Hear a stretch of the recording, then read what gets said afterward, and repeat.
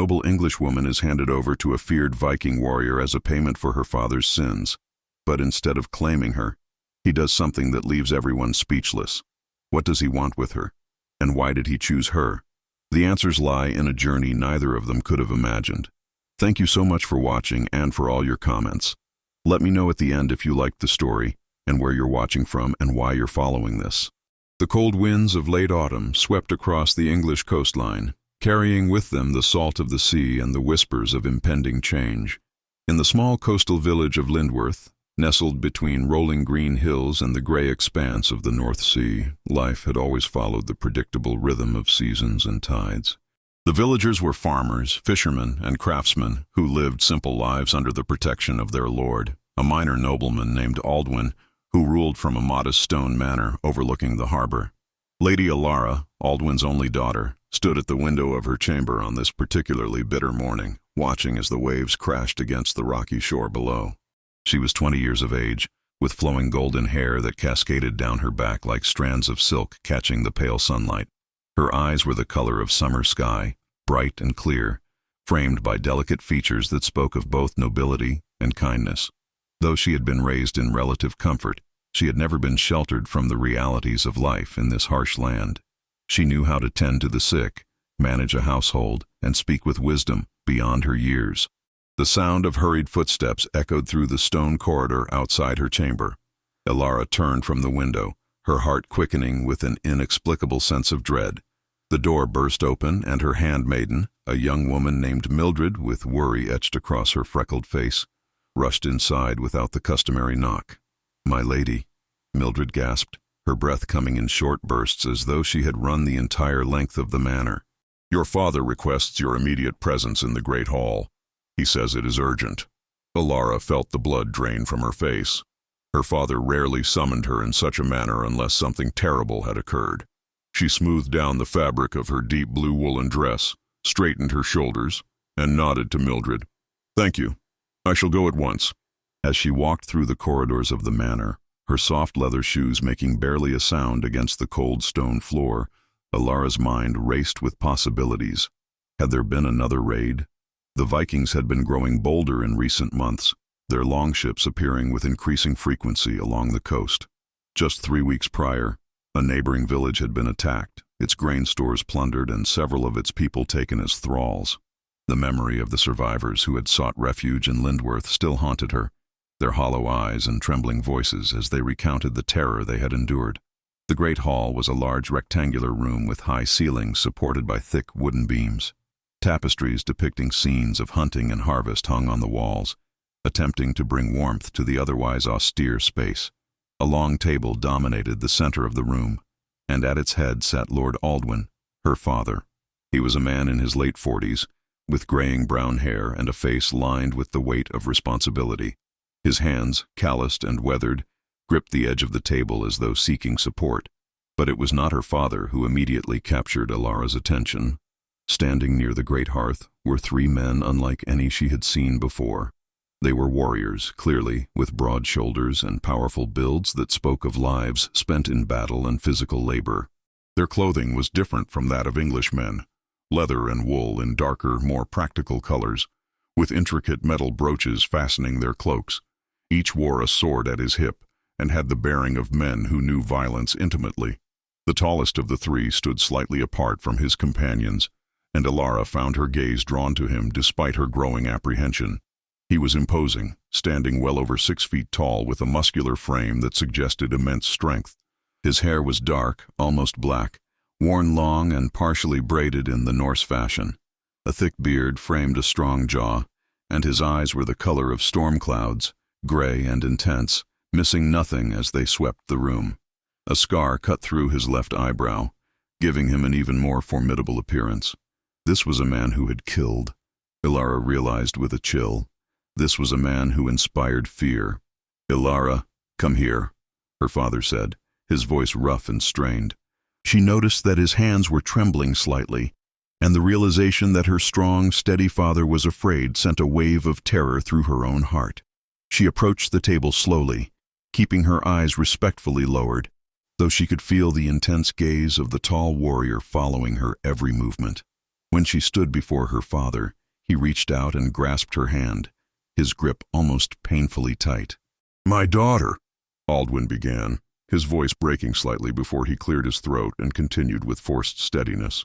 "These men are representatives of Jarl Bjorn Eriksson, who rules the Norse settlement at the northern point of the coast. They have come with a message."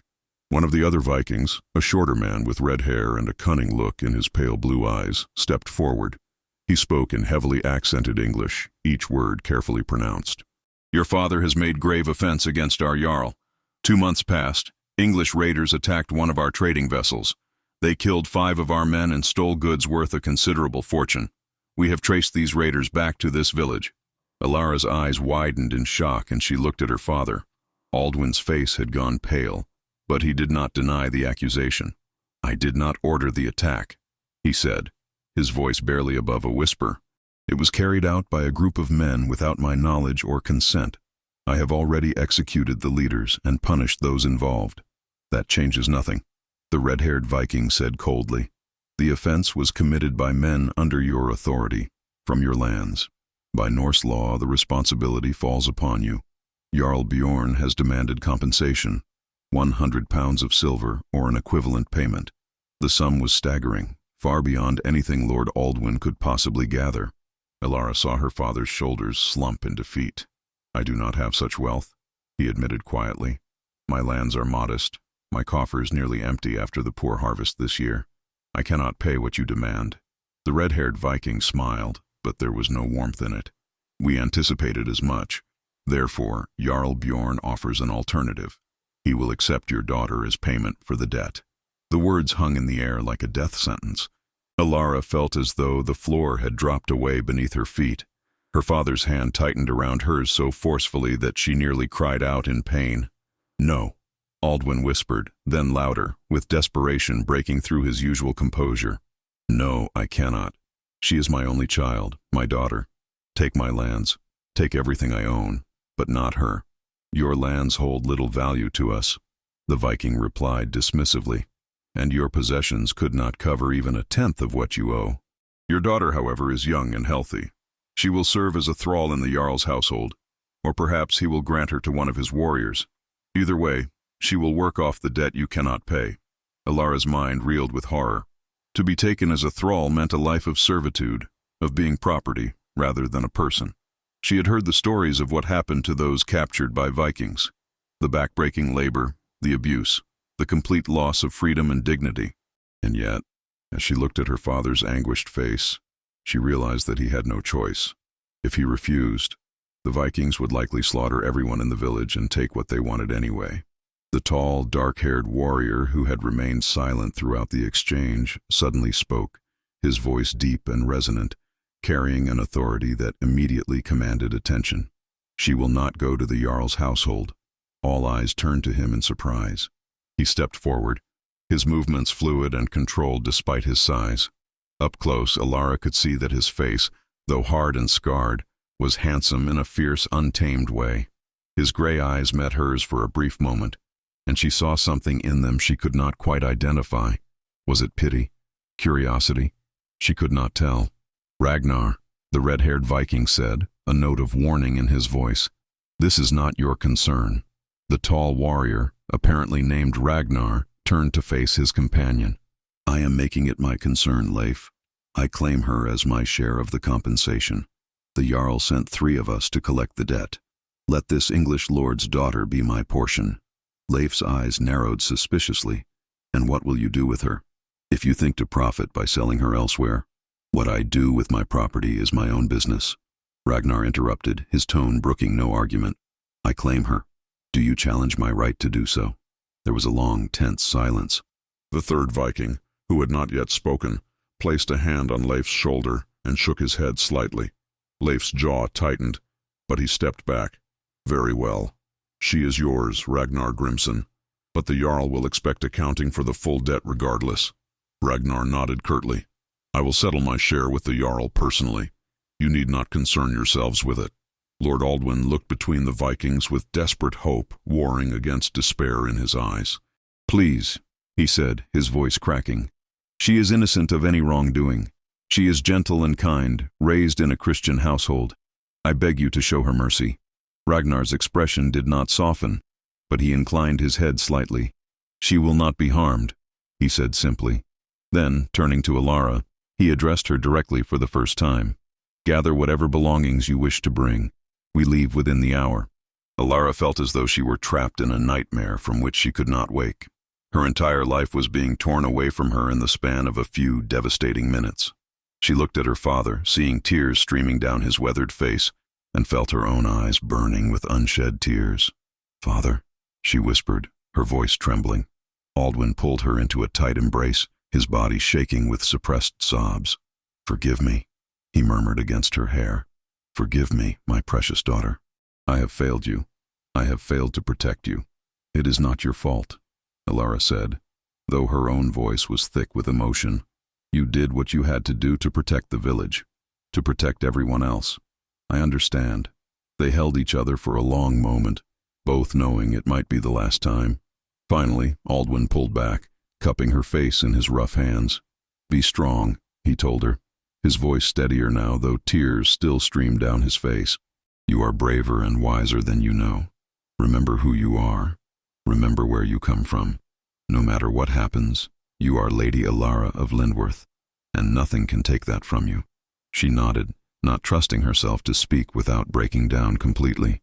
With great effort, she pulled away from her father's embrace and walked with as much dignity as she could muster toward the door. Mildred was waiting outside, having clearly heard everything, her face wet with tears.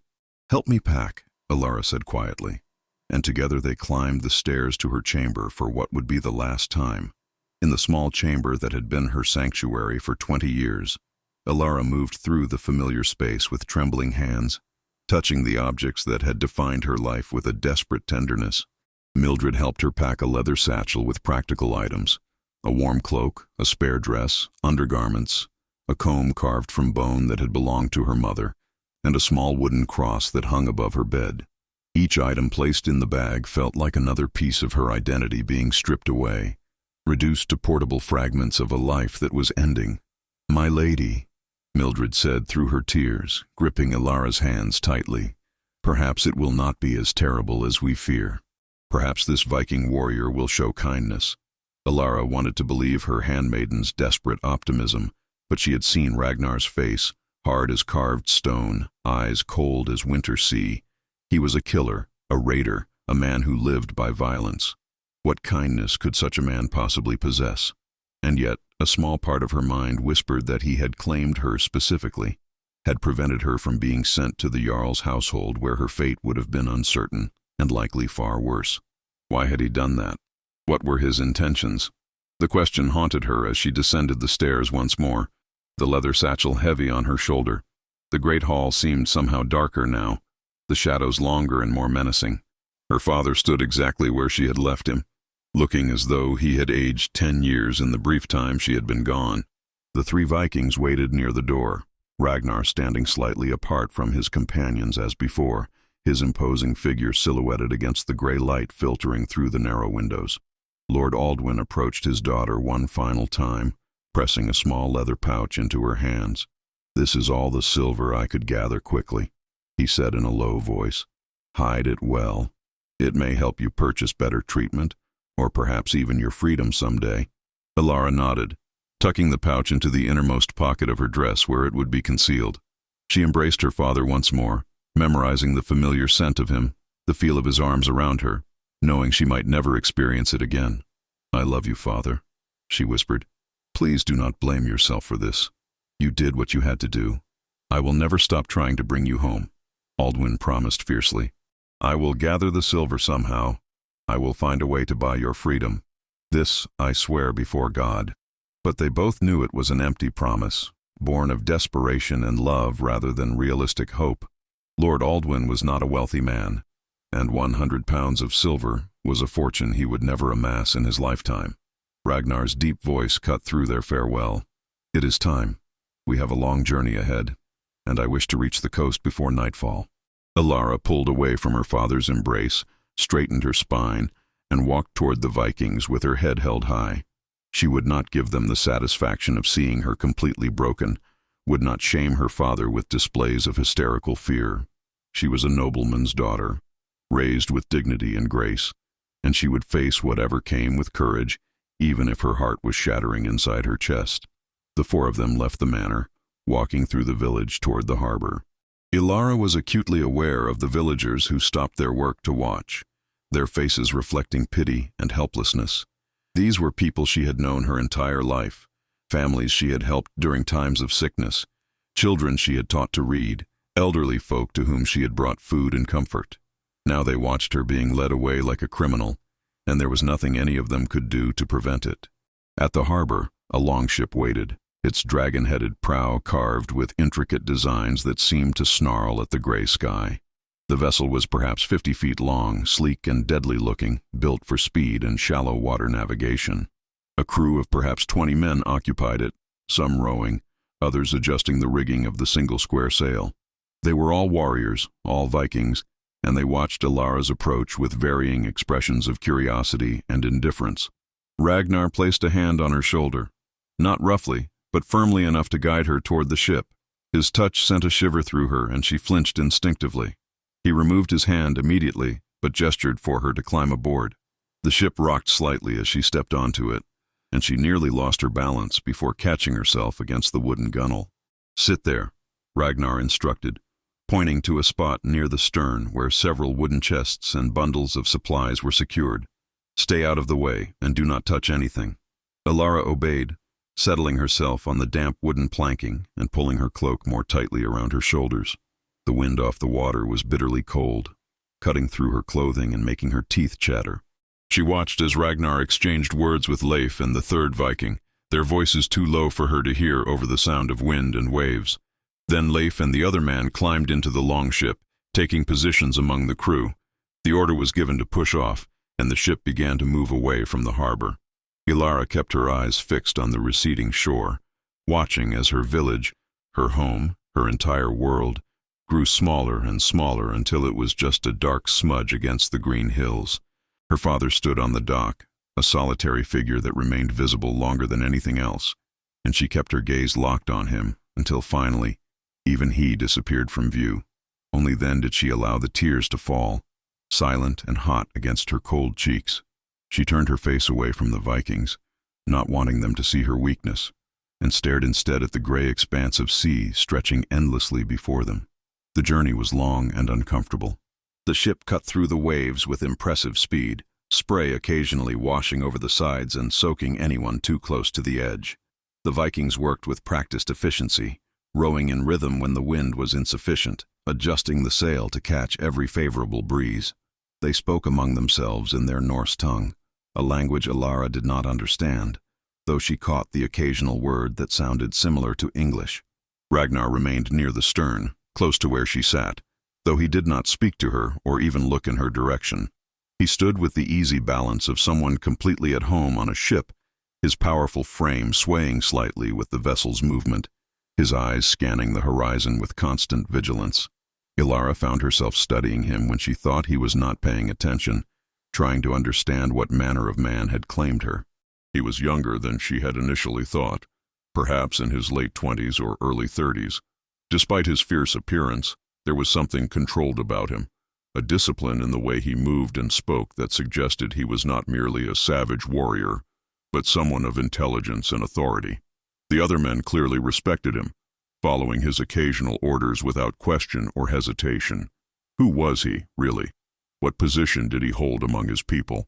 As the sun began its descent toward the western horizon, painting the sky in shades of orange and pink, the longship approached a different stretch of coastline.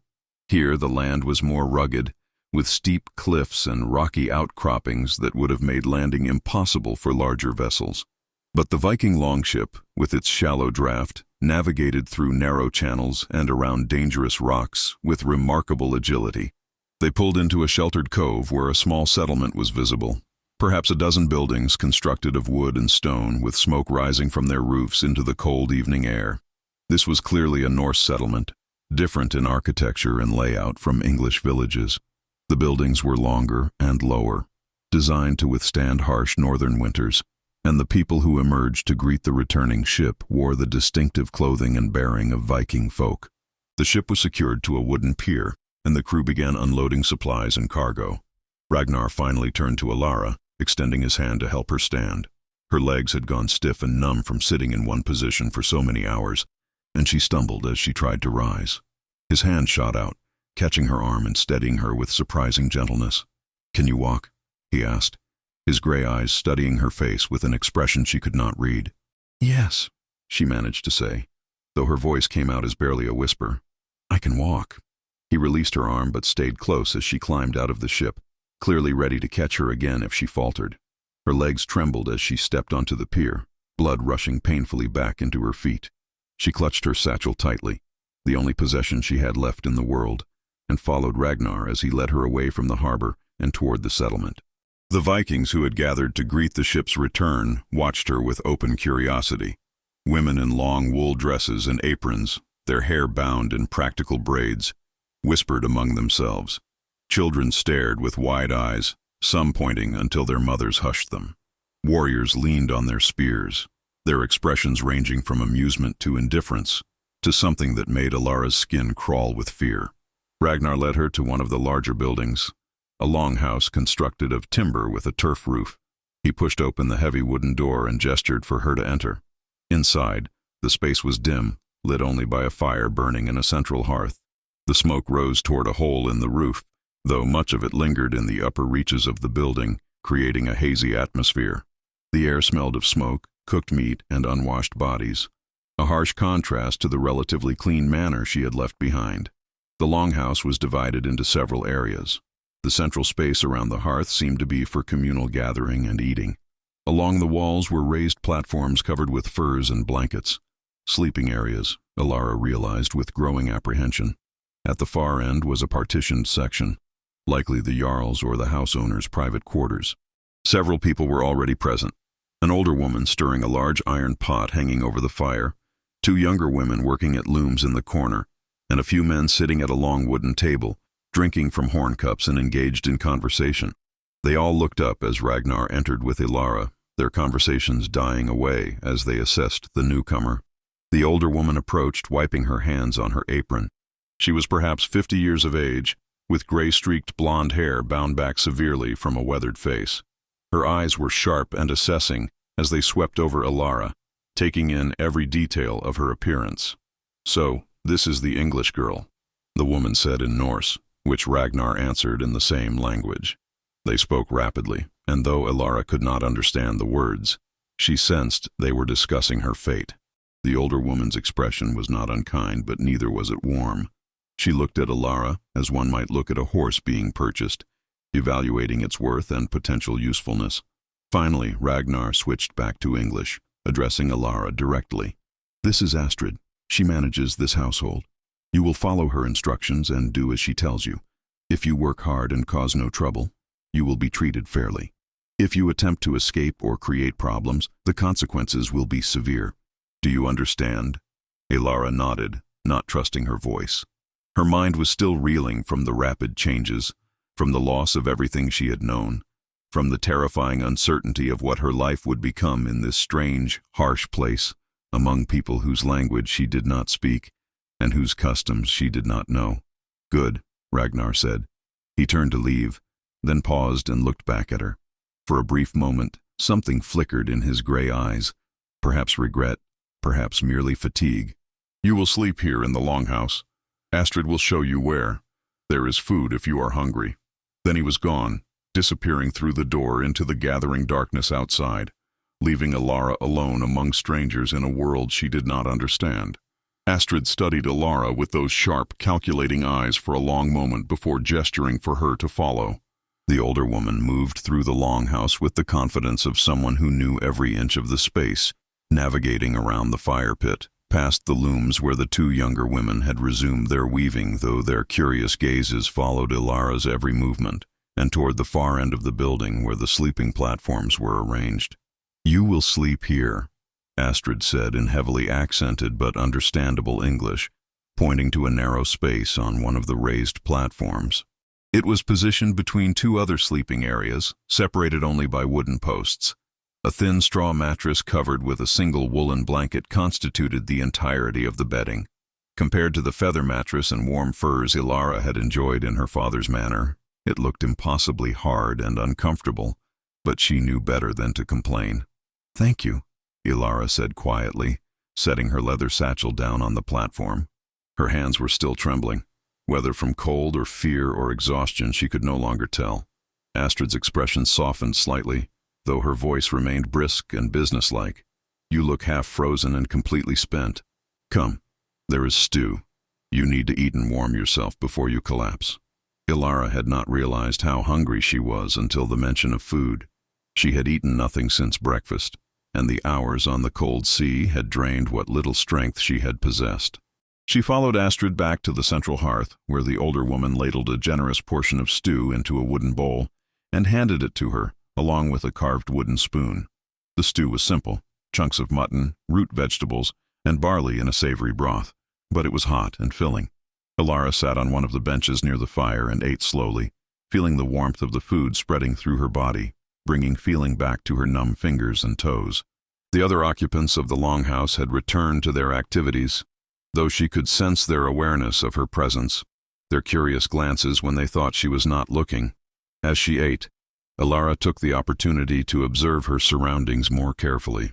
The longhouse was well constructed and maintained, speaking to the skill of its builders and the prosperity of whoever owned it.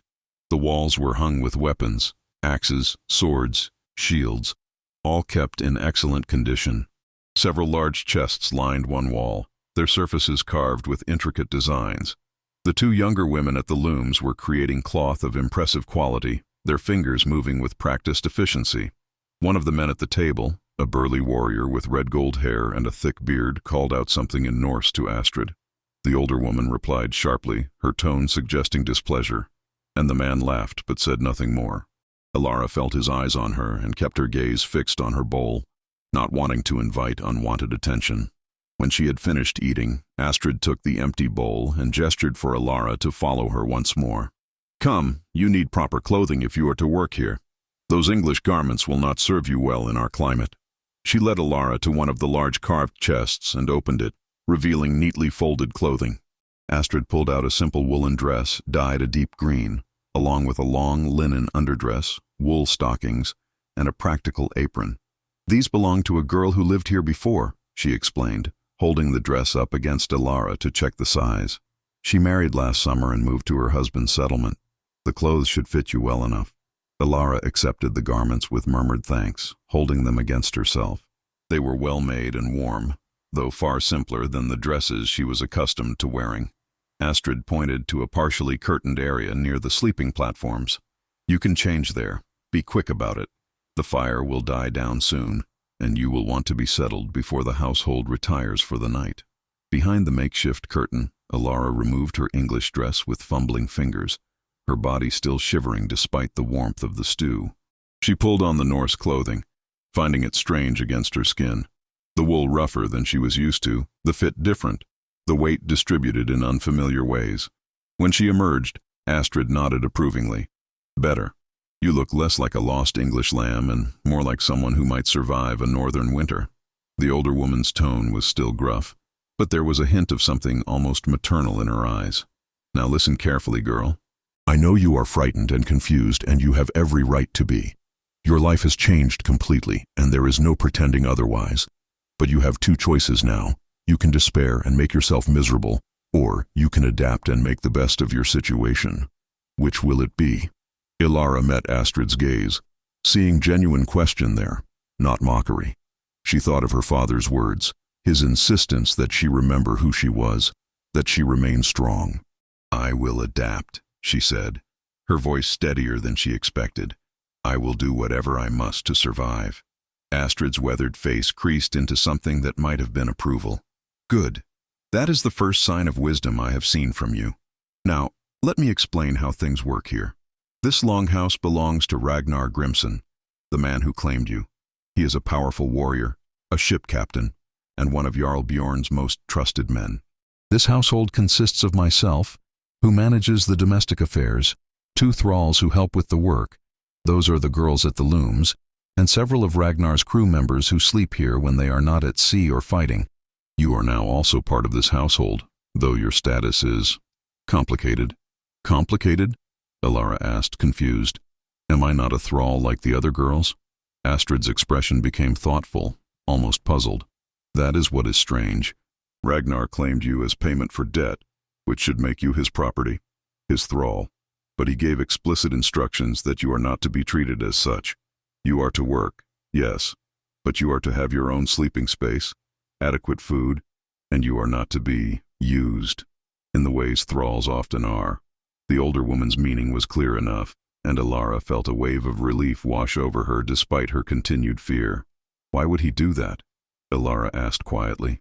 Why would he show such consideration to an English girl taken in payment of debt? That, Astrid said slowly, is a question many are asking. Ragnar is known for his honor and his fairness, but this is unusual even for him. He has never taken a thrall before, has never shown interest in keeping captives. Some think he plans to ransom you back to your family for a higher price than what your father owed. Others believe he means to make you his wife eventually, though that seems unlikely given the circumstances. Myself, I do not know what his intentions are, and I have learned over the years that Ragnar Grimson keeps his own counsel. He will reveal his purposes when he is ready, and not a moment before. The possibility that she might be ransomed back sent a surge of hope through Alara's chest, though she tried not to let herself believe it too strongly. Hope could be a dangerous thing, making the harsh reality even more painful when it inevitably crushed such fantasies. Still, the knowledge that Ragnar had specifically protected her from the worst fates that could befall a captive woman was something at least. What will my duties be? Alara asked, trying to focus on the practical realities of her new life.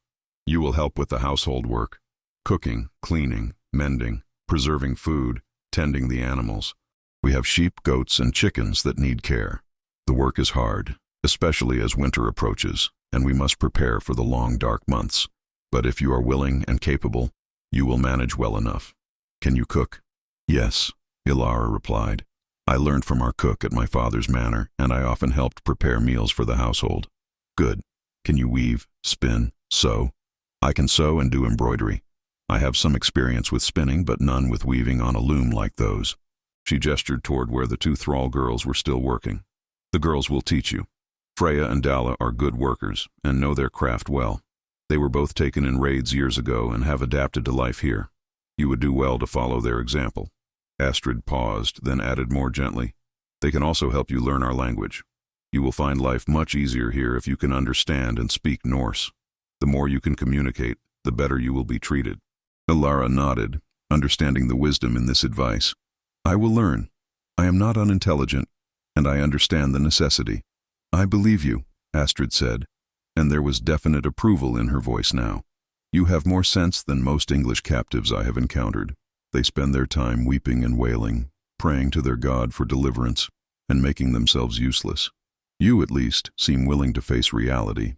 The door to the longhouse opened again, bringing with it a gust of cold night air, and several more warriors who must have been part of Ragnar's crew. They were loud and boisterous, clearly having been drinking, and they brought with them the smell of ale and roasted meat. Their eyes immediately found Alara, and several made comments in Norse that caused the others to laugh. Astrid barked something sharp at them, her tone brooking no argument, and while they continued to grin, they moved away to the other end of the longhouse. You will attract attention, Astrid said bluntly. You are young and fair, and these men have been at sea for many weeks. Ignore their stares and comments. Do not respond to their advances, and never allow yourself to be alone with any of them. Stay close to me or the other women whenever possible. Ragnar's protection extends only so far, and while these men respect him, they are still warriors with warriors' appetites. The warning sent a chill through Alara, but she appreciated Astrid's frankness. Better to know the dangers she faced than to remain ignorant and vulnerable. I understand. Thank you for the warning. More people began filtering into the longhouse as full darkness descended outside. The space became crowded and noisy, filled with the sounds of conversation in Norse, occasional bursts of laughter, and the clatter of wooden cups and bowls. Alara retreated to her assigned sleeping platform, sitting on the edge with her back against the wall, watching the activity around her with wide, wary eyes. She noticed that Ragnar had not returned, and she found herself wondering where he was, what he was doing. Did he have family in the settlement? A wife, perhaps. Or children. The thought unsettled her, though she could not entirely say why. He had claimed her, owned her now according to Viking law, and yet he had not even spoken more than a few necessary words to her. What did he intend for her future? As the night wore on and the household gradually settled down to sleep, Alara lay on her thin mattress, pulling the woolen blanket up to her chin. The sounds of snoring, the crackling of the dying fire, the occasional murmur of conversation in Norse, all of it was foreign and frightening. She stared up at the darkened ceiling, smoke-stained and mysterious, and felt tears sliding silently down her temples into her hair. She thought of her father, alone in his manor, likely unable to sleep for worry about her fate. She thought of Mildred and the other servants who had been part of her life for as long as she could remember.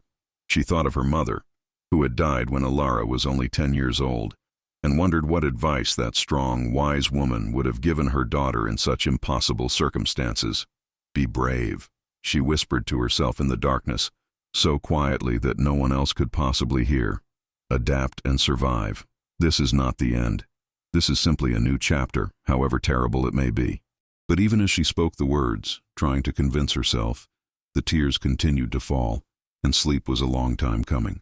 When it finally did claim her, her dreams were troubled and dark, filled with images of the sea, of dragon-headed ships, and of gray eyes watching her with an expression she could not read.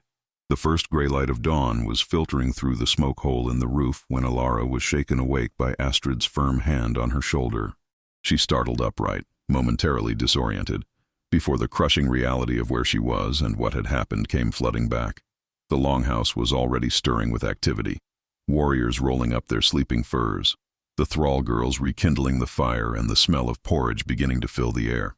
"Up, girl," Astrid said, not unkindly but with clear expectation. "There is much work to be done, and daylight is precious this time of year. The days grow shorter, and winter approaches. We cannot afford idleness."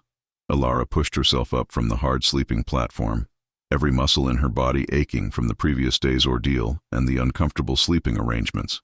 Her English dress lay folded at the foot of the platform, and for a moment she considered keeping it, this last tangible connection to her former life. But practicality won over sentimentality. The Norse clothing was warmer and more suitable for the work she would be doing. She followed Astrid outside for the first time in daylight, and the settlement revealed itself more fully. The buildings were arranged in a rough cluster around a central area where livestock pens held sheep and goats. Beyond the settlement, dense forests of pine and birch climbed the hillsides, their branches already bare of leaves. The sea was visible to the east, gray and restless under the overcast sky. The air was bitingly cold, colder than anything Alara had experienced in her coastal English village, and she pulled her cloak tighter around her shoulders. "This way," Astrid instructed, leading her to a small structure that served as a storehouse. Inside were barrels of dried fish, sacks of grain, rounds of cheese wrapped in cloth, and strings of onions and root vegetables hanging from the rafters. "We must take inventory of our winter stores. Jarl Bjorn requires a report from each household so he can determine if we need to trade for additional supplies before the seas become too dangerous for travel." Alara spent the morning helping Astrid count and record the household's provisions.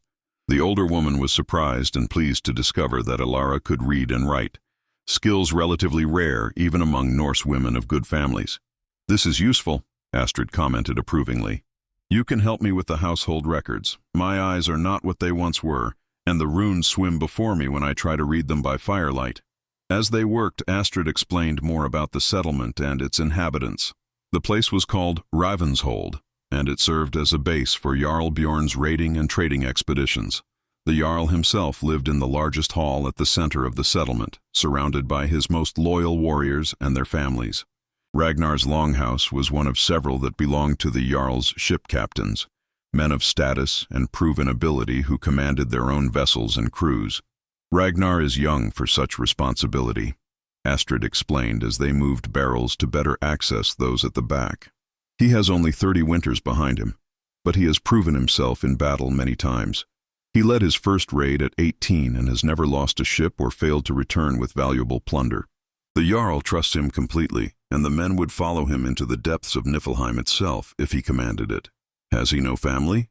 Alara asked, curious despite herself about the man who now owned her. "No wife or children?" Astrid's expression became somewhat guarded. He was betrothed once, years ago, to the daughter of another Jarl. The girl was beautiful by all accounts, and the match would have been advantageous. But she died of fever the winter before they were to wed. Since then, Ragnar has shown little interest in marriage. He has lain with women, of course. He is a man, after all. But he has taken no wife and fathered no children that he acknowledges. Some say his heart died with his betrothed. Others say he is simply too focused on war and glory to be bothered with domestic matters.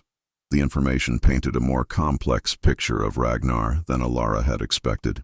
She had thought him simply a brutal warrior, but there was clearly more to his story. A man who had loved and lost, who carried that loss with him still after years had passed. That was not the simple savage she had imagined. As they finished the inventory and returned to the longhouse, Alara was introduced more formally to Freya and Dalla, the two thrall girls.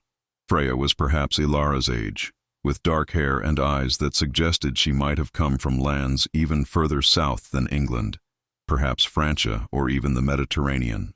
Dalla was younger, maybe 16 or 17, with light brown hair and a scattering of freckles across her nose. Both regarded Alara with cautious curiosity. "They speak some English," Astrid explained, "though Norse is their primary language now. Freya has been here 5 years, Dalla for 3. They can teach you what you need to know." Over the following days, Alara fell into the rhythm of household work. She learned to tend the animals, to prepare food in the Norse manner, to preserve fish and meat for the long winter ahead. Freya and Dalla proved to be patient teachers, showing her how to work the loom, how to card and spin wool, how to churn butter and make cheese. In return, Alara shared her knowledge of herbs and healing, skills she had learned from her father's healer and which proved valuable as several members of the household came down with autumn colds. The thrall girls also began teaching her Norse, starting with simple words and phrases.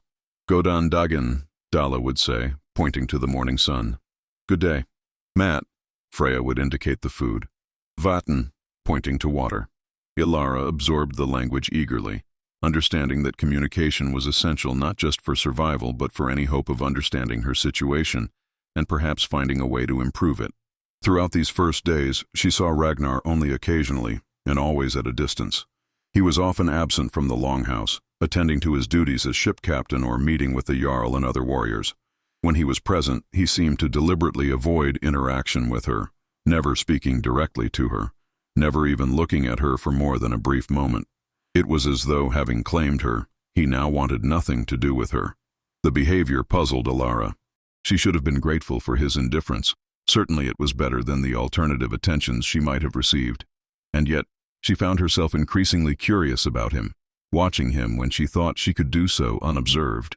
She noticed how the other warriors deferred to him despite his relative youth, how he carried himself with quiet authority, how he was quick to laugh at his men's jests, but equally quick to enforce discipline when needed. One evening, about a week after her arrival, a commotion arose outside the longhouse. Alara was helping Astrid prepare the evening meal when the door burst open and several warriors entered, carrying one of their companions who was clearly injured. Blood soaked through his tunic, and his face was pale with pain. "Training accident," one of the men explained tersely in Norse, which Alara was beginning to understand in fragments. Sword slipped past his guard and opened a deep cut in his side. Astrid immediately took charge, barking orders for hot water and clean cloth. But when she examined the wound, her expression grew troubled. "This needs proper tending," she muttered. "The bleeding must be stopped and the wound cleaned and closed, or infection will set in."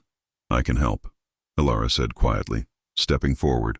She had assisted with similar injuries in her father's household and knew the basics of wound care. Astrid looked at her skeptically.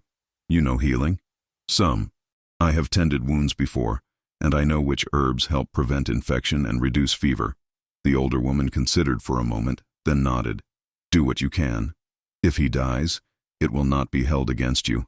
The wound is serious, and his fate is in the gods' hands, regardless." Alara worked quickly and efficiently, cleaning the wound with boiled water and the strongest ale available.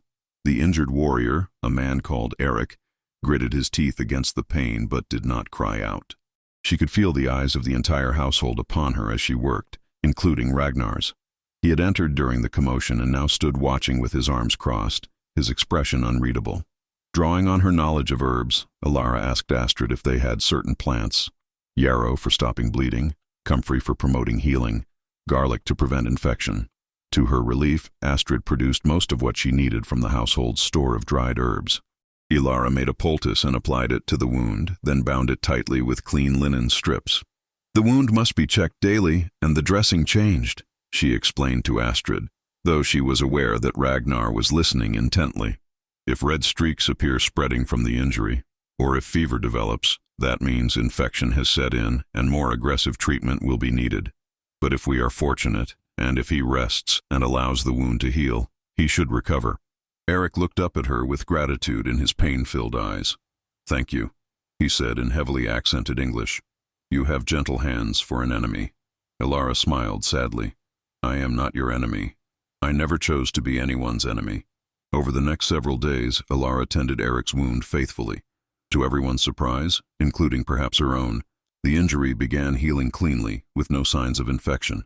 Eric's strength gradually returned, and within a week, he was able to sit up and take solid food. The other warriors began looking at Alara with new respect, and several who had been regarding her with purely predatory interest now seemed to view her with something closer to appreciation for her useful skills. It was during this time that Ragnar finally spoke to her directly for the first time since bringing her to Ravenshold.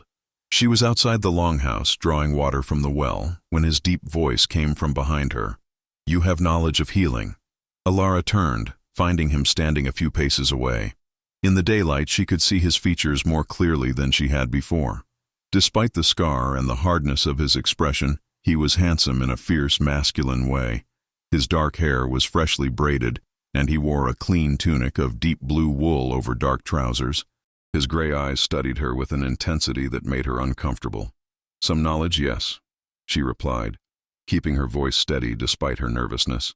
"My father's healer taught me the basics. I am no expert, but I know enough to tend common injuries and illnesses. That is more than most possess," Ragnar said. He was silent for a moment, seeming to consider his words carefully. "You have been here a week now. How are you being treated?" The question surprised her. "Well enough, considering the circumstances. Astrid is fair, if stern. The work is hard, but not unbearable. The other thralls have been kind in teaching me what I need to know." "You are not a thrall," Ragnar said firmly, his eyes meeting hers with that unsettling intensity. "You were taken as payment for debt, but you are not to be treated as property. I have made this clear to the household." "Then what am I?" Alara asked, the question bursting out before she could stop herself. "If I am not a thrall, yet I am not free, what is my status here? Why did you claim me if you do not intend to use me as others would?" Ragnar's jaw tightened, and for a moment she thought he would not answer. When he finally spoke, his voice was low and controlled. "Your father's debt was real, and payment was required, but you are innocent of his crimes. I claimed you to prevent you from suffering a worse fate at the hands of others who would not have shown such consideration. As for what you are—" He paused, seeming to struggle with the words. "You are under my protection. That is enough for now." "And what does your protection cost me?" Alara asked, her fear warring with the need to understand her situation clearly. "What will you eventually demand in return?" Something flickered in Ragnar's eyes. Was it pain? Regret? "Nothing that you are not willing to give freely," he said quietly. "I do not force women, English or otherwise. Your person is your own. I require only that you work to earn your keep, and that you do not attempt to escape or cause trouble. Can you accept these terms?" Alara stared at him in astonishment. She had expected many things from her captor, but not this strange, complicated honor. "Yes," she said finally. "I can accept those terms." Ragnar nodded once, then turned to leave, but Alara called after him, her curiosity overcoming her caution. "Why? Why show such consideration to an enemy, to someone whose people have wronged yours?" He stopped and looked back at her, and for just a moment, the hard mask slipped, and she saw something vulnerable beneath. "Because I have taken enough in my life without consent," he said quietly. "Because I have seen what becomes of captives treated as mere property, and I find I have no stomach for adding to such suffering." Then the mask was back in place, and he walked away, leaving Alara standing by the well with more questions than answers. The weeks that followed brought significant changes to Alara's understanding of life in Ravenshold, and more importantly, to her understanding of the complex man who had claimed her. Winter was settling over the land with increasing severity, bringing shorter days, longer nights, and bitter cold that made every task more challenging. The settlement's inhabitants worked tirelessly to ensure they would survive the harsh months ahead, and Alara found herself swept up in the constant rhythm of labor and preparation. Her Norse was improving rapidly, aided by her natural aptitude for languages and her determination to communicate effectively. She could now understand most of what was said around her, though she still struggled with more complex conversations. Freya and Dalla had become something more than mere teachers. They were becoming friends, sharing whispered conversations in the darkness after the household had settled for sleep. It was from them that Alara learned more about Ragnar's history, details that Astrid had not shared. His betrothed was named Ingrid, Freya confided one night, her voice barely audible over the snoring of the warriors. She was the daughter of Jarl Tormod from the northern settlements. Everyone said they were well matched. She was strong and beautiful, and he was already proving himself a formidable warrior despite his youth. They met only twice before her death, but those who saw them together said there was genuine affection between them. How did she die? Alara asked, drawn into the story despite herself. Fever, Dalla answered, sadness in her young voice. It swept through her father's settlement that winter, killing many. Ingrid tended the sick, as was her duty as the Jarl's daughter, and she caught the illness herself. By the time word reached Ragnar, she was already dead and buried. They say he was changed after that. Harder, more distant. He threw himself into raiding and battle with a ferocity that frightened even his own men. It was as though he was trying to outrun his grief. But that was 7 years ago, Freya continued. Since then, he has become more controlled, more deliberate. He is still fierce in battle, but he no longer takes unnecessary risks. He thinks before he acts, and he has developed a reputation for unusual honor. He does not kill needlessly, does not permit his men to harm women or children during raids, and always keeps his word once given. Some of the other warriors mock him for this, calling him soft, but they respect his skill too much to challenge him openly. The information made Alara view Ragnar in an entirely different light. She began to notice things she had missed before. The way he would sit alone sometimes in the evening, staring into the fire with an expression of profound sadness on his face. How he was always the first to volunteer for the most dangerous tasks, as though seeking something he could not name. The gentleness with which he treated the settlement's children, a tenderness that seemed at odds with his fearsome reputation. One particularly cold afternoon, Alara was outside the longhouse, struggling to carry a heavy bucket of water from the well. The ground was frozen and treacherous, and she had nearly fallen twice already. She was concentrating so intently on keeping her footing that she did not hear Ragnar approach until he spoke. "Let me carry that," he said, reaching for the bucket. Alara stepped back instinctively, nearly losing her balance again. Ragnar's hand shot out to steady her, his grip firm, but careful. "I can manage," she said, though in truth the bucket was almost too heavy for her. "I know you can," Ragnar replied, and there might have been the hint of amusement in his gray eyes. "But there is no shame in accepting help when it is offered. Here." He took the bucket from her hands before she could protest further and carried it easily toward the longhouse. "Walk beside me. I would speak with you." Alara fell into step beside him, acutely aware of his height and the power evident in his every movement. "What did you wish to discuss?" "Astrid tells me you have been invaluable to the household," Ragnar said, his eyes fixed ahead. "Your healing knowledge has proven useful, and you work hard without complaint. She also says you are learning Norse quickly, and that you have a gift for managing the household accounts." "I do what is required of me," Alara replied carefully, unsure where this conversation was leading. "It is more than that," Ragnar said. They had reached the longhouse, but instead of going inside, he set the bucket down and turned to face her fully. "You have adapted remarkably well to circumstances that would have broken many others. You do not weep or waste energy on futile despair. You look for ways to be useful, to earn respect through your abilities rather than simply enduring as a victim. This shows strength of character." Alara felt heat rising to her cheeks despite the cold. "What choice do I have? I can either make the best of my situation or make myself miserable. The outcome is the same either way, but at least the first option allows me some dignity." Ragnar studied her for a long moment, and Alara found herself unable to look away from his intense gaze. "You remind me of someone," he said quietly. "The same practical courage, the same refusal to surrender to despair. It is admirable." Before Alara could respond, the moment was broken by the arrival of several warriors returning from a hunting expedition, their voices loud and cheerful as they displayed the deer they had killed.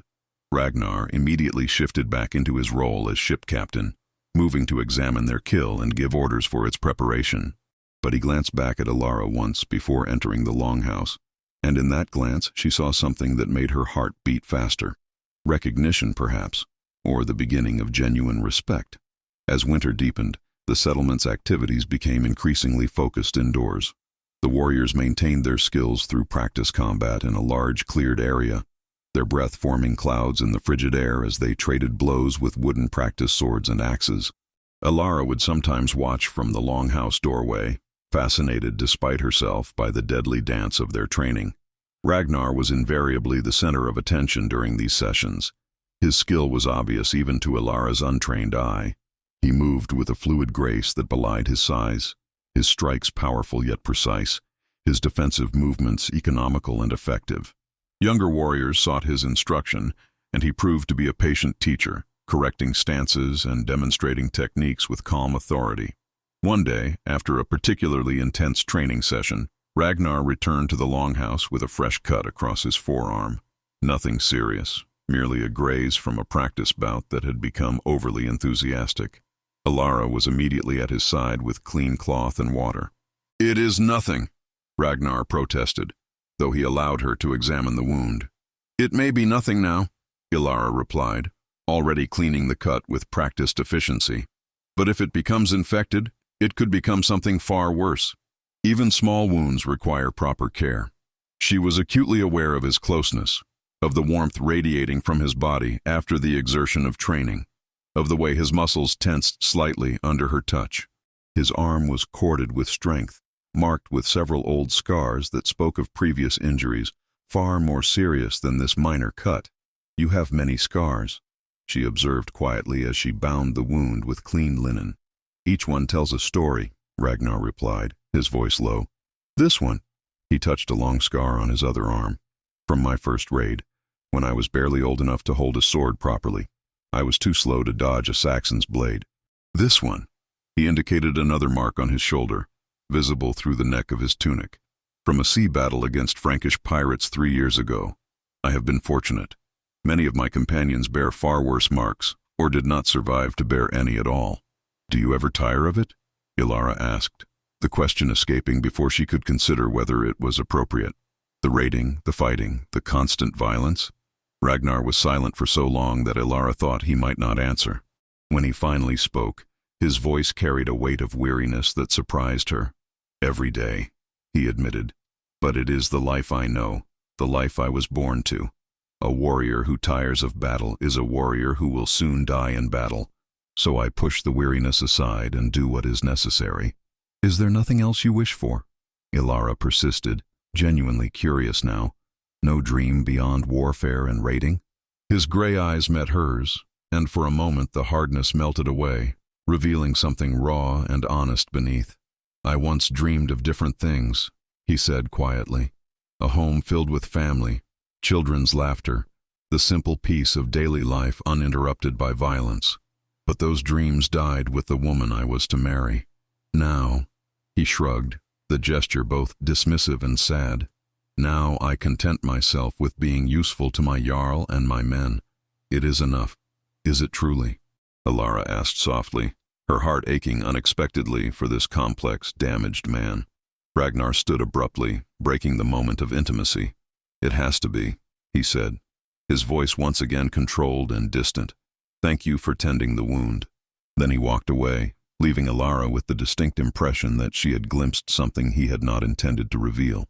The conversation marked a shift in their relationship. Ragnar began seeking her out more frequently, though always for ostensibly practical reasons, asking her opinion on a sick warrior's condition, requesting her help in translating an English document that had come into his possession, or simply engaging in brief conversations about the household's needs. But Alara sensed there was more to these interactions than mere practicality. He seemed drawn to her company in a way he could not quite explain, even to himself. For her part, Alara found herself thinking about Ragnar far more than was comfortable or wise. She began to notice small kindnesses he showed, how he always ensured she received adequate portions at meals, how he had quietly instructed the other warriors to moderate their language and behavior when she was present, how he had procured warmer clothing for her as the weather worsened. These were not the actions of a man who viewed her merely as payment for debt or as a useful household worker. One evening, as the household gathered around the fire after the day's work was done, one of the older warriors began telling stories of past raids and adventures. The tales were dramatic and often brutal, filled with descriptions of battle and plunder that made Alara uncomfortable. But she noticed that Ragnar was not joining in the reminiscence with the same enthusiasm as the others. Instead, he sat somewhat apart, his expression thoughtful and distant. When the storytelling finally ended and people began preparing for sleep, Alara approached Ragnar cautiously.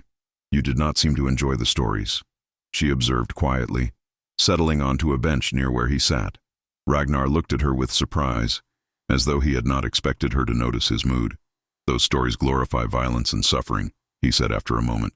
"They make war seem glorious and noble. But I have seen what those stories do not tell. The villages burned, the children left orphaned, the senseless destruction. There is nothing glorious about it." "Then why do you continue?" Alara asked, moving closer so their conversation would not be overheard. "If you find no glory in it, why not seek a different path?" "Because this is the world we live in," Ragnar replied, his voice tinged with frustration. "If Norse warriors do not raid, we starve. Our lands are harsh and unforgiving. The sea provides some sustenance, but not enough. So we take from others who have more, and we tell ourselves stories to make it seem honorable, rather than what it truly is, survival through violence." "There must be another way," Alara insisted. "Trade, perhaps, instead of raiding. Surely there are goods you could offer in exchange rather than simply taking by force." Ragnar smiled sadly. "You speak like someone who has never known true hunger or desperation. Trade requires goods to trade, and we have little that southern lands desire beyond our skill at violence. Some do trade, yes, but it is never enough. And even if it were, changing an entire culture's way of life is not accomplished by one man's wishes." They sat in companionable silence for a while, the fire crackling between them. Finally Ragnar spoke again, his voice so quiet she had to lean closer to hear. "You make me question things I have long accepted as inevitable," he admitted. "You make me wonder if there might be different choices, different paths. I am not certain whether to thank you or curse you for that." Alara felt her breath catch in her throat. "I am sorry if my presence troubles you." "No," Ragnar said quickly, turning to look at her directly. "No, do not apologize. The trouble is mine, not yours. You simply exist, and that existence somehow challenges everything I thought I knew about the world and my place in it." The intensity of his gaze and the vulnerability in his words created a moment charged with possibility. Alara felt something stirring within her, an emotion she had not expected and was not certain she wanted, an attraction to this fierce, complicated man who had claimed her yet refused to truly possess her. It was confusing and frightening and strangely exhilarating all at once. The moment was broken by Astrid calling for Alara's help with something, and both of them retreated to their separate corners of the longhouse. But as Alara lay on her sleeping platform that night, she found herself unable to stop thinking about Ragnar's words, his expressions, the way his voice had softened when he spoke to her. Something was growing between them, something neither had intended or planned for, and Alara had no idea where it might lead. The deep cold of midwinter had settled over Ravenshold like a suffocating blanket, bringing with it snow that piled high against the longhouse walls and winds that howled through the settlement with relentless fury. The days had shrunk to mere hours of weak daylight, while the nights stretched endlessly, dark and bitter. Inside the longhouse, the inhabitants huddled close to the fire, conserving warmth and resources as they waited for the season to pass. It was during these long winter nights that the relationship between Alara and Ragnar continued to evolve in ways neither of them had anticipated. The enforced proximity of the longhouse, the shared warmth of the fire, and the endless hours of darkness created an intimacy that would have been impossible in the busy days of autumn. They found themselves drawn into conversations that lasted deep into the night, speaking in low voices while the rest of the household slept around them. Ragnar told her of his childhood, of growing up in a harsh land where survival itself was an achievement. He spoke of his father, a fierce warrior who had died in battle when Ragnar was 15, leaving him to provide for his mother and 2 younger sisters. "That is when I learned that violence could be a tool for protection as well as conquest," he explained one night, his face illuminated by the flickering firelight. "I took my father's place on the raids not because I loved battle, but because it was the only way I knew to keep my family fed and safe." "What became of your mother and sisters?" Elara asked, genuinely curious about the family he so rarely mentioned. "My mother died of lung sickness 3 winters past," Ragnar replied, sadness evident in his voice. "She was never strong after my father's death, and the harsh winters here eventually took their toll. My sisters both married well, one to a merchant in the southern settlements, the other to one of Jarl Bjorn's warriors. They have their own families now, their own lives. I see them rarely, but I know they are content." Elara shared her own stories as well, speaking of her childhood in Lindworth, of her mother's death and how it had brought her closer to her father. She told him of the responsibility she had carried as the Lord's daughter, of the satisfaction she had found in helping the villagers, in using her position to ease suffering where she could. "I always believed that privilege came with duty," she said, "that those who have more must do more for those who have less. My father taught me that." "Your father sounds like a good man," Ragnar observed. "Even in his desperation to save you, he tried to offer everything else he had first. That speaks to his character." "He is a good man," Elara agreed, her voice thick with emotion. "I miss him terribly. I wonder if he thinks of me, if he still searches for a way to bring me home." Ragnar was quiet for a moment before speaking carefully. "Elara, you must understand that even if your father could somehow gather the silver to pay your ransom, the situation is more complicated than simple debt now. You have been here for months. You have learned our ways, our language. You have become part of this household. Returning you would raise questions about what occurred during your time here, questions that could damage your reputation and your father's standing." The truth of his words hit Elara like a physical blow. She had been so focused on surviving each day that she had not fully considered how her captivity would appear to her own people. An unmarried woman living among Viking warriors for months. The implications alone would be enough to ruin her, regardless of the actual innocence of her situation. "So I can never go home," she whispered, the realization crushing. "Even if the means existed, I am forever cut off from my former life." "I'm sorry," Ragnar said, and the genuine regret in his voice was unmistakable. "I did not claim you with the intention of trapping you permanently, but I fear that is what has happened regardless." They sat in heavy silence, the weight of this truth settling between them. Finally, Elara spoke, her voice stronger than she felt. "Then I must make a new life here. I must find a way to build something from the ruins of what was taken from me. Tell me honestly, Ragnar, what future do you envision for me? Will I remain in your household indefinitely? Will you eventually tire of providing for someone who offers nothing more than household labor and healing skills?" Ragnar turned to face her fully, his gray eyes intense in the firelight. "You offer far more than that, though you may not realize it. You bring intelligence, compassion, and a perspective that challenges my warriors to think beyond mere violence and plunder. Astrid tells me the household runs more smoothly than it has in years. The men respect you, not just for your healing abilities, but for your dignity and strength. As for what future I envision..." He paused, seeming to struggle with his words. "I confess I have not allowed myself to think too clearly on that subject." "Why not?" Elara pressed, sensing there was more he was not saying. "Because the thoughts I have been having are inappropriate given our respective positions," Ragnar admitted, his voice rough. "You are here because of circumstances beyond your control. Any attachment that might develop between us would be tainted by that imbalance of power. I swore I would not force you, and I meant it, but I find myself wishing..." He stopped abruptly, shaking his head. "This is not a conversation we should be having." But Elara's heart was racing now, understanding dawning. "What do you wish, Ragnar? Speak plainly." He stood abruptly, moving away from the fire as though he needed distance to maintain his composure. When he finally spoke, his back was to her, his voice barely audible. "I wish that you had come to me under different circumstances.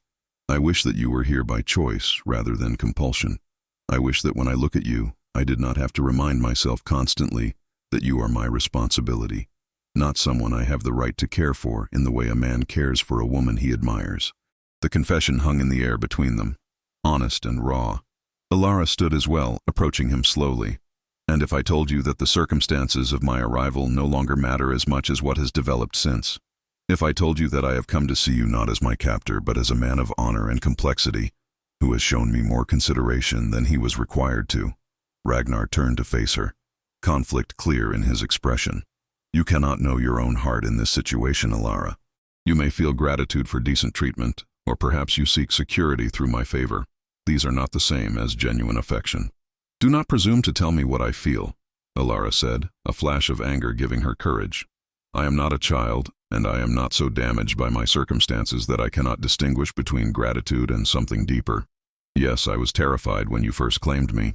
Yes, I resented my captivity and mourned my lost freedom. But over these months, I have come to know you, Ragnar Grimson. I have seen your kindness and your pain, your strength and your doubts, and I have found myself developing feelings that have nothing to do with my status in your household, and everything to do with who you are as a person. Ragnar stared at her as though seeing her for the first time, hope and fear warring in his expression. If I allow myself to believe that, if I allow myself to act on what I feel, there is no going back. Do you understand that? You would be choosing to bind yourself to a Viking warrior, to a life completely different from anything you knew before. I understand, Alara said quietly, and I am tired of pretending that I do not want exactly that. The distance between them disappeared as Ragnar closed the gap in 2 long strides, his hands cupping her face with a gentleness that contradicted his warrior's strength. Are you certain? He asked, his voice rough with emotion. Because if you give yourself to me, I will never let you go. I will protect you and cherish you and give you every good thing within my power to provide. But I will also bind you to me in a way that cannot be undone. I am certain, Alara whispered, rising on her toes to close the final distance between them. Their first kiss was tender, almost hesitant, as though both were afraid of breaking the spell of the moment.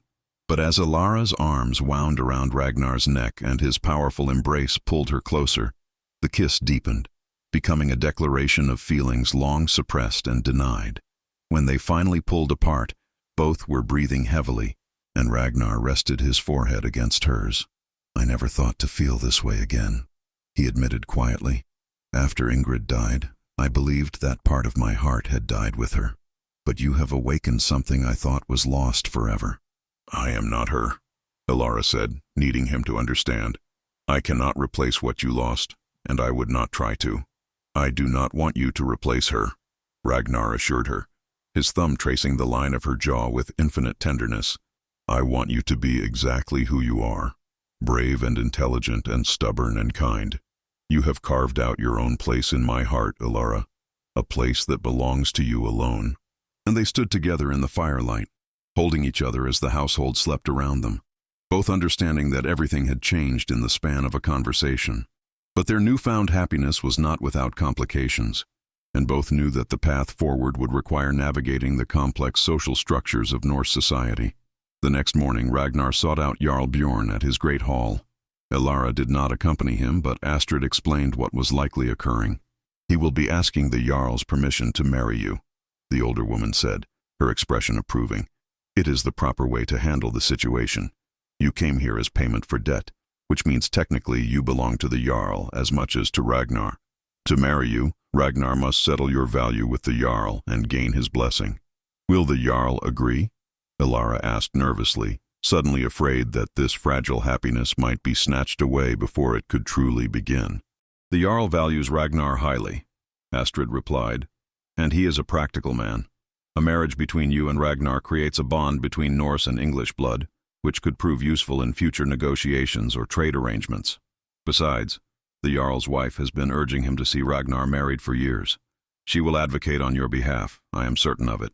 The hours of waiting were agonizing, but finally Ragnar returned, his expression revealing nothing as he entered the longhouse.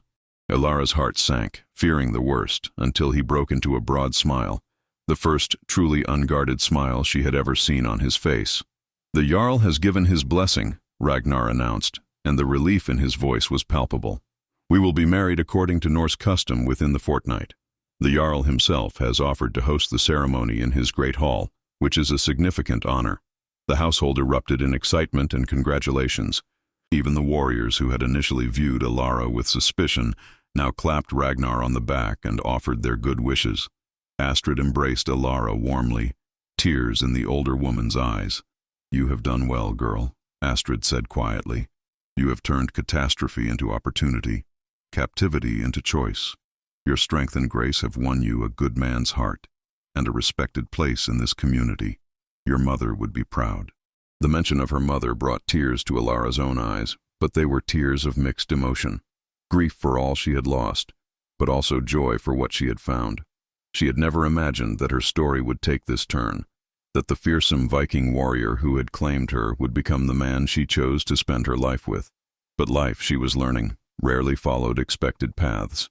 The preparations for the wedding filled the remaining days before the ceremony. Astrid and the other women worked tirelessly to ensure Alara would be properly dressed for the occasion. A beautiful dress was created from the finest cloth available, deep blue wool embroidered with intricate patterns, worn over a pristine white linen underdress. A silver brooch that had belonged to Ragnar's mother was presented to her, a symbol of her acceptance into his family. Ragnar, meanwhile, met with the Jarl and other prominent members of the community to finalize the arrangements and ensure that Alara's status would be unambiguous. She would be his wife, not his thrall, with all the rights and protections that status entailed. On the morning of the wedding, as Freya and Dalla helped Alara dress and arrange her hair in the Norse fashion, Alara found herself thinking of her father. She wished desperately that he could be present, that he could see how this story had unfolded, that he could know she had found happiness despite the terrible circumstances that had brought her here. "He would want you to be happy," Freya said gently, seeming to sense Alara's thoughts. "Whatever pain he feels at your absence, he would find comfort in knowing you are cherished and protected." "I hope so," Alara whispered, touching the small wooden cross she still wore beneath her dress, hidden from view but close to her heart. It was her last connection to her former life, and she was not quite ready to surrender it entirely. The great hall of Jarl Bjorn was transformed for the wedding ceremony, lit by countless oil lamps and torches that cast dancing shadows on the carved wooden pillars supporting the high roof. Long tables had been arranged in a U-shape around the central hearth, where a massive fire roared, filling the space with warmth that pushed back the bitter winter cold outside. The scent of roasting meat, freshly baked bread, and spiced mead permeated the air, creating an atmosphere of celebration that drew the entire settlement together in witness to this unexpected union. Alara stood at the entrance to the great hall, her heart pounding so hard she was certain everyone could hear it. The deep blue dress flowed around her in elegant folds, the silver brooch gleaming at her shoulder, catching the firelight. Her golden hair had been braided in the Norse style by Freya and Dalla, interwoven with ribbons of white and blue, then crowned with a circlet of winter greenery that Astrid had carefully preserved for this occasion. She looked like a woman caught between two worlds, English by birth, Norse by choice, and something entirely new in the fusion of both. Astrid stood beside her, playing the role that Alara's father would have filled had circumstances been different. The older woman's eyes were suspiciously bright as she adjusted Alara's cloak one final time. "You are beautiful," Astrid said quietly, her voice thick with emotion. "Ragnar is a fortunate man, and I think he knows it. Are you ready?" Alara took a deep breath, her hands trembling slightly as she clutched the small bouquet of dried herbs and winter flowers that represented fertility and prosperity in Norse tradition. "I am ready," she said, and was surprised to find that she meant it completely. Whatever fears and doubts she had harbored had dissolved in the certainty of what she felt for Ragnar and what she had witnessed of his devotion to her. The hall fell silent as they entered, all eyes turning to watch Alara's progress down the length of the room toward where Ragnar stood waiting near the high table. He was dressed in his finest, a tunic of rich burgundy wool over dark trousers, his cloak fastened with an ornate silver brooch that marked his status as ship captain and trusted warrior of the Jarl. His dark hair had been freshly washed and braided, his beard trimmed and neat. But it was his eyes that captured Alara's complete attention. Those storm-gray eyes that watched her approach with an expression of such open adoration and wonder that she felt tears prickling at her own eyes. Beside Ragnar stood Jarl Bjorn himself, a powerfully built man in his 50s with gray-streaked blonde hair, and the bearing of someone accustomed to absolute authority. His wife, Lady Sina, stood nearby, a handsome woman whose face bore the marks of both age and wisdom, her expression one of genuine warmth as she watched the proceedings. When Elara reached Ragnar's side, he extended his hand to her, and she placed her smaller hand in his without hesitation. The warmth and strength of his grip steadied her, reminding her that whatever came next, they would face it together. Jarl Bjorn raised his hands, and the hall fell into complete silence. "We are gathered in witness to the binding of Ragnar Grimson and Elara of Lindworth," the Jarl announced, his voice carrying easily through the large space. "This union is unusual in its origins, born from circumstances of conflict and debt, yet transformed by honor and genuine affection into something worthy of celebration. Let any who would speak against this marriage do so now, or forever hold your peace." The silence stretched for a long moment, broken only by the crackling of the fire and the shifting of feet on the packed earth floor. No one spoke. Satisfied, the Jarl continued with the traditional Norse ceremony, speaking of the binding of two lives, the creation of a new household, and the responsibilities each partner bore to the other and to the community. Ragnar spoke his vows in Norse, his voice steady and clear, his eyes never leaving Elara's face. "I, Ragnar Grimson, take you, Elara, as my wife. I pledge to protect you with my strength, provide for you with my labor, and cherish you with my heart. Your enemies shall be my enemies, your joys shall be my joys, and your sorrows shall be mine to bear alongside you. From this day until my last breath, you are mine and I am yours, bound by oath and choice before gods and witnesses." Then it was Elara's turn.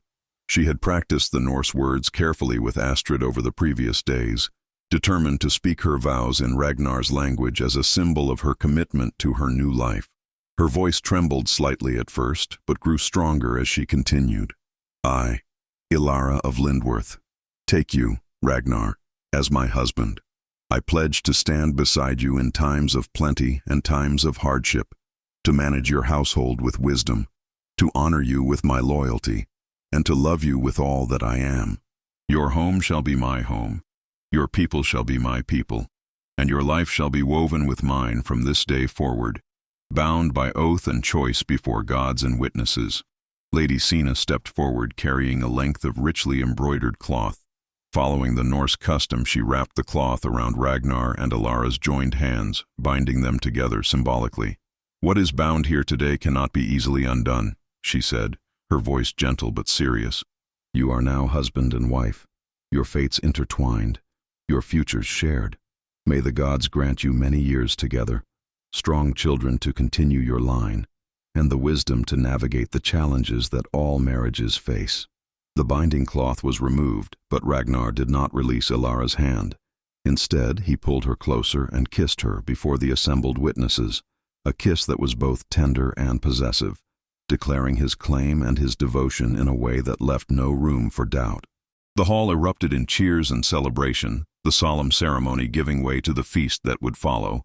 The tables groaned under the weight of food, roasted venison and boar, fish prepared in a dozen different ways, bread still warm from the ovens, stews rich with vegetables and barley, preserved fruits, cheese, and endless supplies of mead and ale. It was a feast worthy of celebrating a significant union, and the Jarl had spared no expense in ensuring that Ragnar's wedding would be remembered. As was customary, Ragnar and Elara sat together at the high table, their fingers intertwined beneath the table's edge, while the celebration swirled around them. Warriors toasted their health and happiness, sometimes with crude jests that made Elara blush but also laugh despite herself. Women came forward to offer advice and well wishes, sharing their own experiences of marriage and household management. Children darted between the tables, their excitement at the unusual celebration making them even more energetic than usual. As the feast progressed and the mead flowed freely, Leif, the red-haired Viking who had been part of the group that had originally claimed Elara from her father, approached their table. He was clearly somewhat drunk, his face flushed and his movements unsteady, but his expression was surprisingly sincere. "Ragnar," he said, his words slightly slurred, "I must confess something that has weighed on my conscience these past months. When you first claimed the English girl, I thought you were a fool.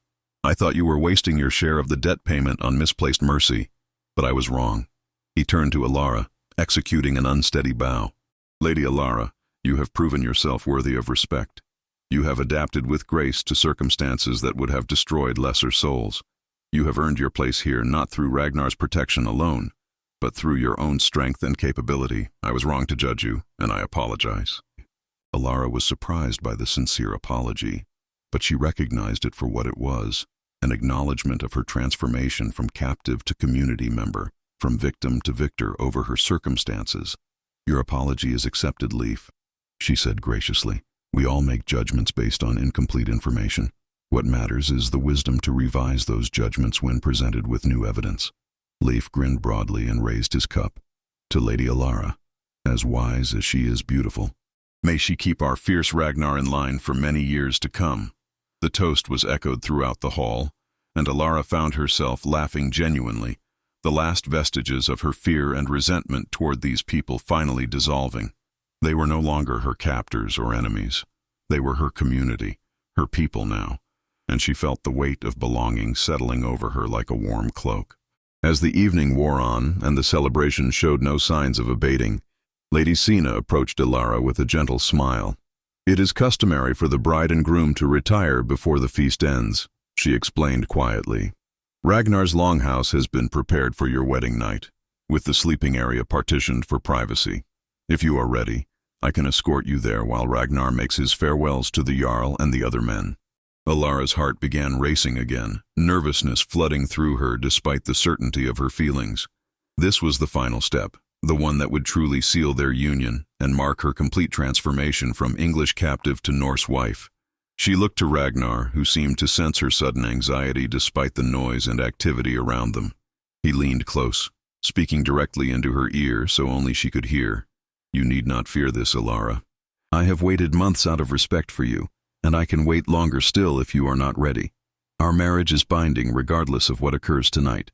There is no rush, no requirement that you surrender yourself before you are truly comfortable doing so.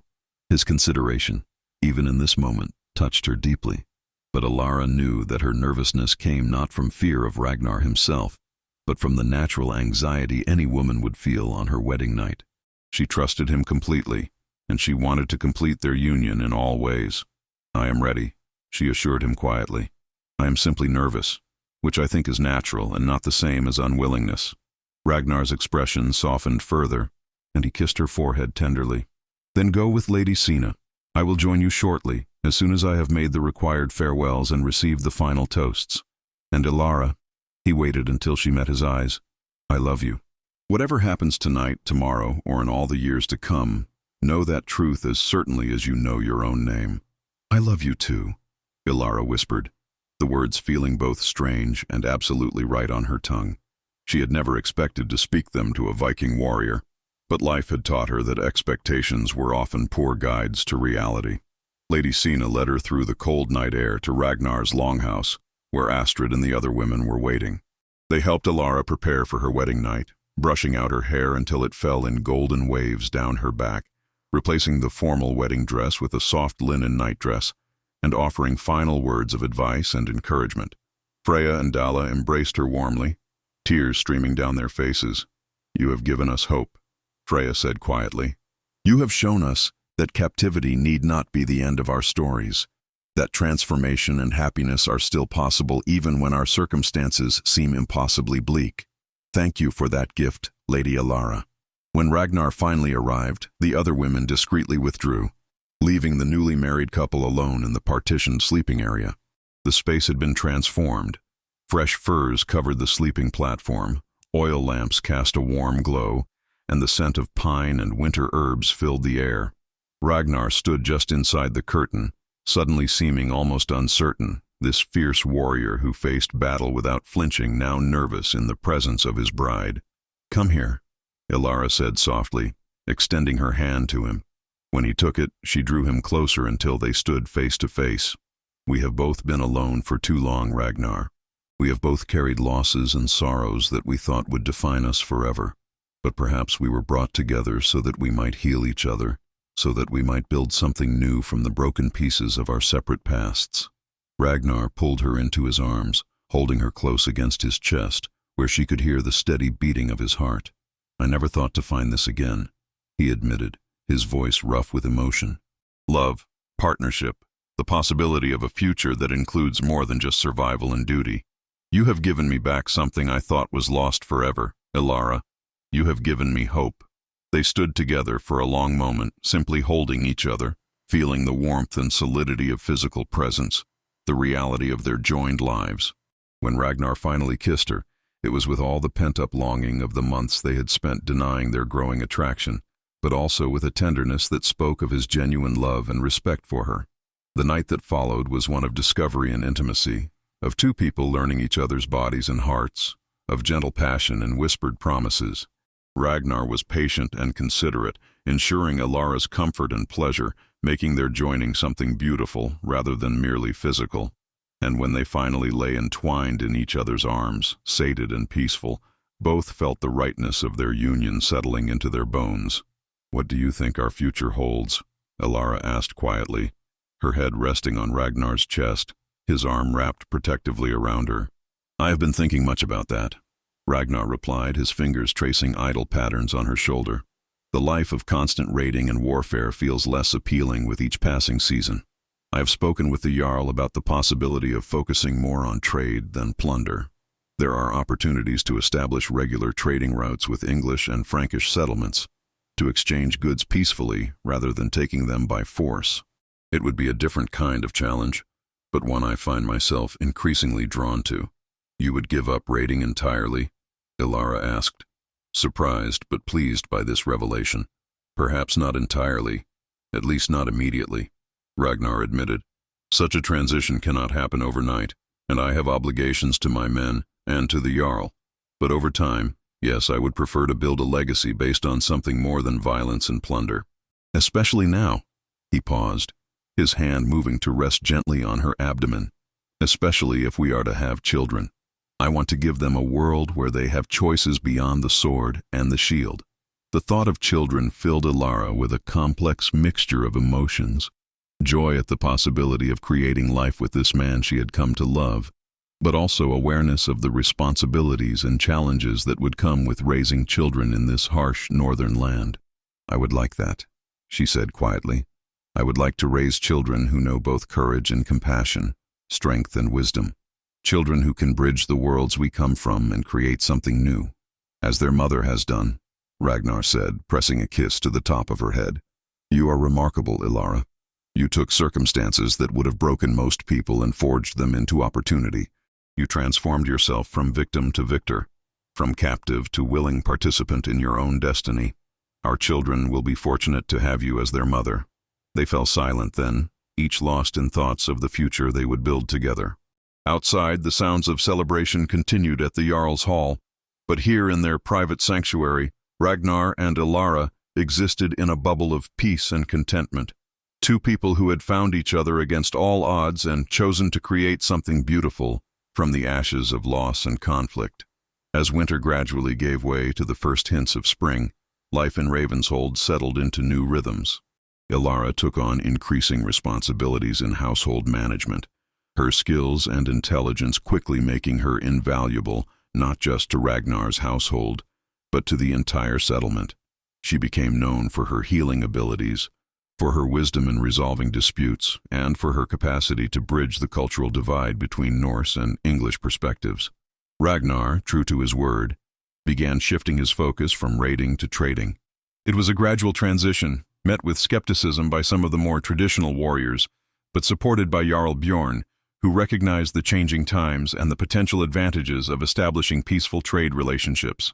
Ragnar's knowledge of English customs and language, enhanced by Ilara's guidance, proved invaluable in negotiating with English merchants and nobles who were willing to trade rather than fight. One afternoon in early spring, as Ilara worked in the garden plot behind the longhouse, planting seeds for the growing season ahead, Ragnar approached with a rolled parchment in his hands. His expression was serious but not troubled, and Ilara felt a flutter of curiosity as she straightened from her work. "What is that?" she asked, wiping dirt from her hands onto her apron. "A letter," Ragnar replied, "brought by a trading vessel that arrived this morning. It is addressed to you, from your father." Ilara's heart stopped for a moment, her breath catching in her throat. She had not heard from her father since the day she was taken. had not known if he even lived still or what had become of Lindworth in her absence. With trembling hands, she took the parchment from Ragnar and carefully unrolled it, her eyes scanning the familiar handwriting that brought tears flooding instantly. The letter was brief, but heartfelt. Her father wrote that he had heard rumors of her marriage to a Norse ship captain and had used what connections he still possessed to verify the truth of these reports. He expressed his relief that she was alive and apparently well treated, his sorrow that circumstances had taken her from him, but also his understanding that her life had moved forward in ways neither of them could have anticipated. He gave her his blessing, asked her to forgive him for failing to protect her, and wished her happiness in her new life. He closed by saying that he would always love her, would always consider her his daughter regardless of where she lived or what name she now bore, and that if she ever needed him, he would find a way to help her. By the time Alara finished reading, tears were streaming down her face, her body shaking with the force of emotions too long suppressed. Ragnar gathered her into his arms, holding her as she wept, offering silent comfort as she released months of grief, guilt, and longing for the father and the life she had lost. When the storm of emotion finally subsided, Alara pulled back enough to look up at Ragnar through tear-swollen eyes. "I want to write back to him," she said. "I want him to know that I am truly happy, that what began in tragedy has transformed into something good. Can we arrange for a letter to be sent?" "Of course," Ragnar assured her, wiping tears from her cheeks with gentle fingers. "The trading vessel departs in 3 days.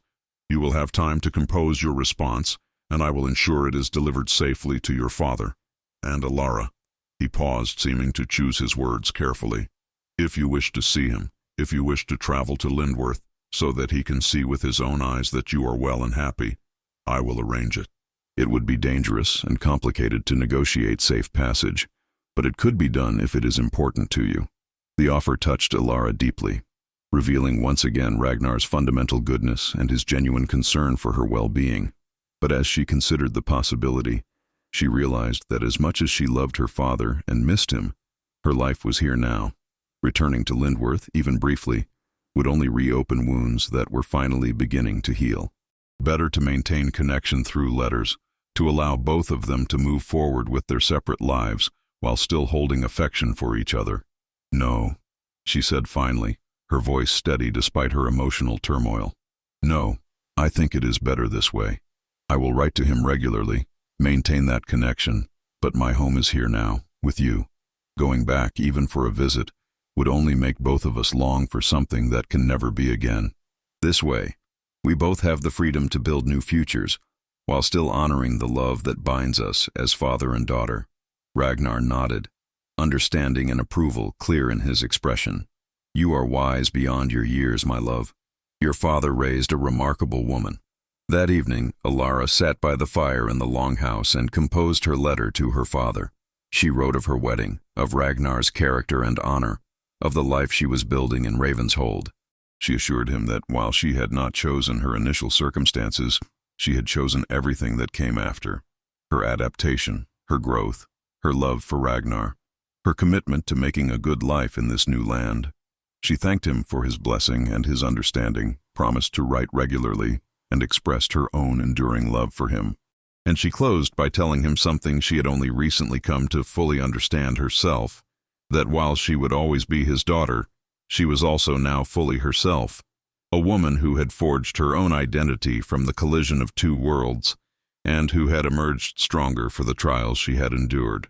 3 days later, she watched the trading vessel depart with her letter secured in the captain's protective care, and felt a weight lifting from her heart. She had closure now, a sense of completion that allowed her to fully embrace her present and future, without constantly looking backward to what had been lost. As spring deepened into summer, Alara discovered she was carrying Ragnar's child. The news brought joy to the entire household and settlement, celebrated as a symbol of new beginnings and the successful blending of Norse and English bloodlines. Ragnar was overwhelmed with happiness and protectiveness, insisting that Alara rest more and work less, though she laughingly refused to be treated as fragile.